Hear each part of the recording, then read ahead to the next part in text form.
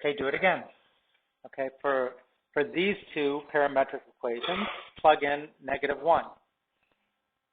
4 times -1 squared minus 4.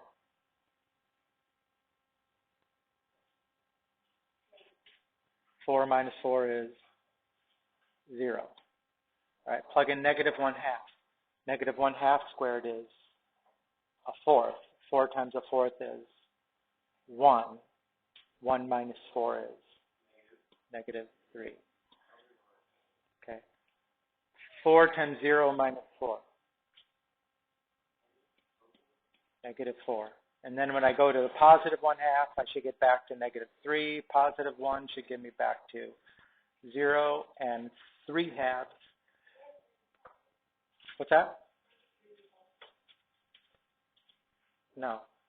1/2 squared makes 1/4. 4 times a fourth is 1. 1 minus 4 is -3.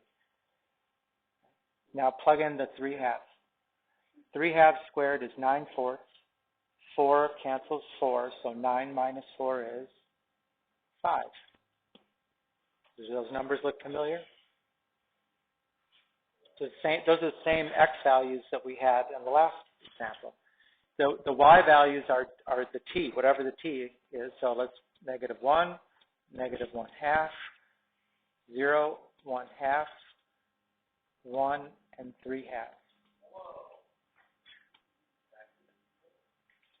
So if I graph those,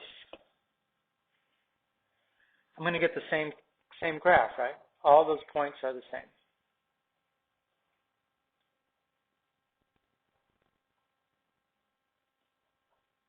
So it starts here and goes to there.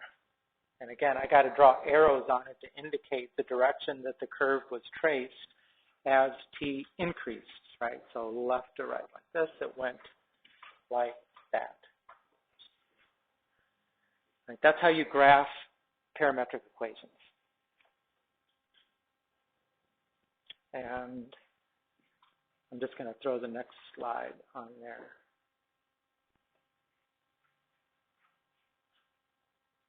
Okay, copy your previous one.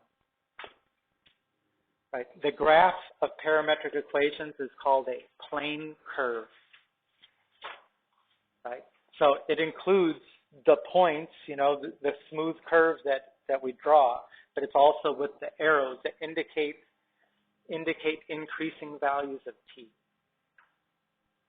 And then, as we saw with those two problems there, you can have plane curves that are identical, coming from two different sets of parametric equations. That can happen. There's not just one unique set of parametric equations that makes one plane curve. Now, were those exactly identical? They were identical in what they looked like. They were identical in where the arrows, the arrow directions and that.